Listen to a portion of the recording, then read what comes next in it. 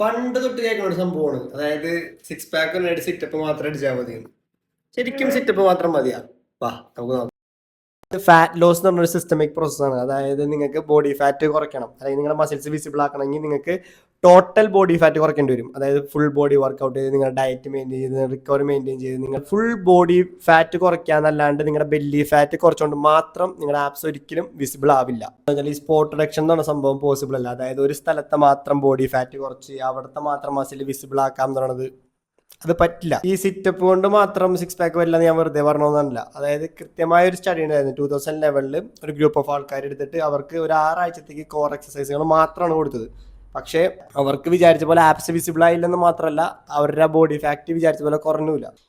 So അതുകൊണ്ട് തന്നെ ഇനിയും നിങ്ങളോട് ആരെങ്കിലുമൊക്കെ പറയുകയാണ്, അതായത് സിറ്റപ്പ് മാത്രം അടിച്ചാൽ മതി 6 പാക്ക് വരാനായിട്ട് എന്ന് പറയുകയാണെങ്കിൽ അവർക്ക് ഈ വീഡിയോ അയച്ചു കൊടുക്കാം.